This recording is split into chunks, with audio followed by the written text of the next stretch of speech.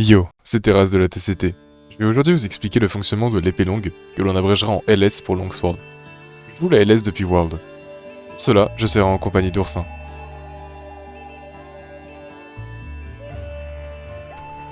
Le gameplay se base sur la gestion de la jauge spirituelle qui est située à droite du tranchant et du niveau de l'âme qui va être reconnu par la couleur autour du logo.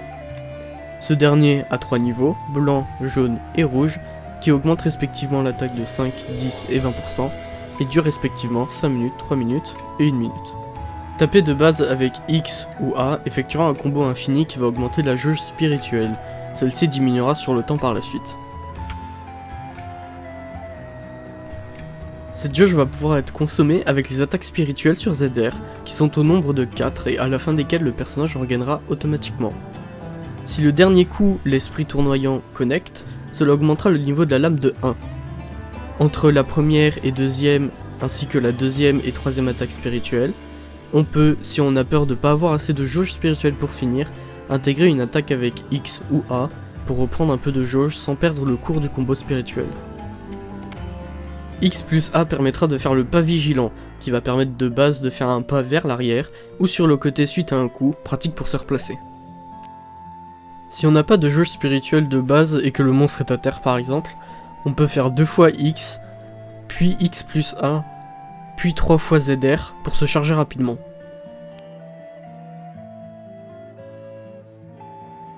Donc là je vous ai présenté la manière de base de monter le niveau de sa lame. Maintenant je vais aborder les deux autres façons de faire qui sont encore plus efficaces quand bien maîtrisées. Abordons l'esquive divine. Pour la faire, il faut faire ZR plus A après une attaque.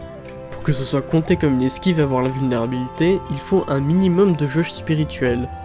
Lorsque l'esquive est lancée, la jauge spirituelle est entièrement consommée. Si on loupe, qu'on n'esquive rien, on va juste perdre la jauge spirituelle. Si on esquive bien une attaque par contre, on aura un indicateur sonore. Si l'attaque divinatoire, c'est-à-dire quand le personnage revient vers l'avant, connecte sur le monstre, cela remplira entièrement la jauge spirituelle, peu importe le montant de base au départ de l'esquive. Et on pourra enchaîner directement sur l'esprit tournoyant afin de gagner un niveau de lame. Avec ce mouvement, il est très important de prendre en main l'orientation du personnage lors de l'esquive, à savoir que quand le personnage va d'abord se retourner, ce sera vers la direction inverse du joystick. Par contre, quand il va revenir vers l'avant, ce sera dans la même direction que le joystick. Enfin, je vais vous parler du rengainage spécial. Pour le faire, c'est ZR plus B après un mouvement. Il est très pratique par exemple à la fin du combo spirituel pour pallier au rengainage automatique. Le personnage va donc se mettre en position spéciale pendant 3 secondes. A savoir que le talent rengainage éclair niveau 3 est devenu indispensable sur Rise car il change drastiquement la vitesse de l'animation. De là, il y a 2 options. Appuyez sur X pour une attaque Yai. Si ça touche, cela va régénérer automatiquement la jauge spirituelle pendant 10 secondes.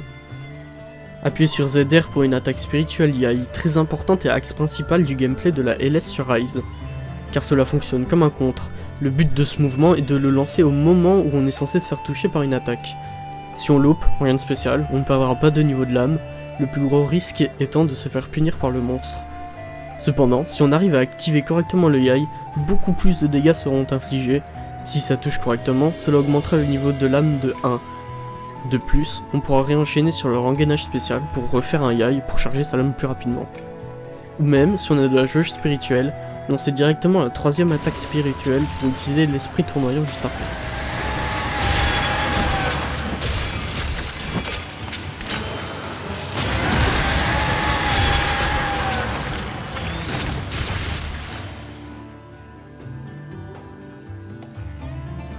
Passons maintenant au talent de substitution et mouvement philoptère. Pour commencer, le avancé attaqué est remplacé par double attaque dégainée. Il remplace le dégainage classique à un coup par un dégainage à 2 coups avec une petite frame d'invulnérabilité au début. Ce coup dure plus longtemps, mais fait plus de dégâts et génère plus de jauge spirituelle. Le combo esprit tournoyant sera remplacé par le combo esprit invincible. Pour rappel, le combo esprit tournoyant est composé de 4 coups horizontaux qui à la fin du combo chargeront la jauge spirituelle de un niveau supérieur. En gardant la même mécanique d'augmentation de charge de lame, l'esprit invincible remplace à partir du 2ème coup le combo spirituel de base. Le 3ème coup deviendra un simple coup vers l'avant et couplé au joystick, le personnage s'avancera. Évidemment, il faut faire attention, car si on est déjà au corps à corps, il ne sert à rien de mettre le joystick en avant, car cela rallongerait le temps de l'animation. Le quatrième coup deviendra une double attaque à la verticale et non à l'horizontale. La pose sereine est le premier mouvement philoptère de base. Il coûte 2 philoptères. Le personnage se met en position de contre, et si le contre s'effectue, il va dépenser une charge de lame pour attaquer. En revanche, si le contre ne s'effectue pas, cela laisse le personnage fixe pendant un long moment sans que rien ne se produise. Si l'on a de la jauge spirituelle, on peut enchaîner sur le troisième coup du combo spirituel. Ce mouvement coûte cher pour pas grand chose, bloquant le personnage dans une position jusqu'à la riposte et les dégâts ne sont pas très élevés comparés au brise-casque et au vu du nombre de philoptères utilisés. Le deuxième mouvement philoptère de base sera le coup de pied rugissant. Il ne coûte qu'un seul philoptère. Le personnage va sauter vers l'avant, et du moment qu'il ne touche pas le sol, dès qu'il va rentrer en contact avec le monstre, il y a 2 possibilités. La première est de ne rien faire pour une estocade tombante qui va activer la régénération de la jauge spirituelle pour 15 secondes. La deuxième possibilité est, si on a au moins un niveau de jauge spirituelle, de lancer un brise-casque avec ZR au moment du contact. Cela va envoyer en l'air le personnage et consommer un niveau de lame pour infliger de gros dégâts en retombant. Il est possible d'orienter le personnage en l'air avec le joystick. Le coup de pied rugissant peut être remplacé par l'attaque Sakura. Cette technique ne coûte aussi qu'un seul philoptère.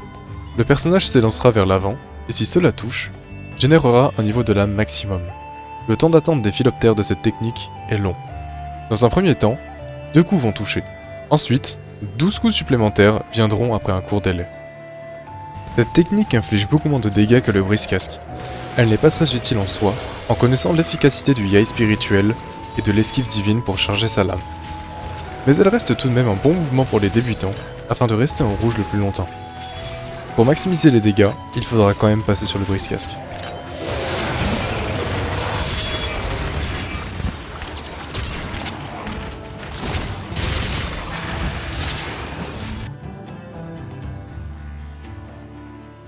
Passons maintenant à la partie des sets. Pour ma part, j'utilise le set Narga en majorité, car l'arme a pas mal d'affinités de base ainsi qu'un bon tranchant blanc. En fonction des talismans que vous avez eus, vous pourrez adapter votre set. Par exemple, vous pouvez voir ici 2 variantes du même set, mais l'un a mise à mort 2 et l'autre a rengainage éclair 2 sur le talisman. Cette LS peut être utilisée contre tous les monstres. Pour la LS de glace, elle a une haute attaque ainsi qu'un talent appelé Lien de Soi, qui est indispensable car elle augmente les attaques du brise-casque et de l'attaque Sakura. Pour le talisman mise à mort 2 présent sur mon set, vous n'avez pas besoin d'avoir d'emplacement dessus, c'est juste du confort en plus. Les 2 pièces bariotes sont utiles pour les 2 niveaux de rengainage éclair, car ce talent, comme précédemment dit, est indispensable à l'épée longue de Rise. Cette LS est utile contre des matchs bien précis comme le Rajang et le Diablos. Merci à vous d'avoir suivi ce guide jusqu'au bout, en espérant que cela vous aura été utile et n'hésitez pas à nous donner vos retours en commentaire. Pensez aussi à vous abonner, et si toutefois vous êtes intéressé par les speedruns à la LS, quelques-uns sont déjà disponibles sur la chaîne.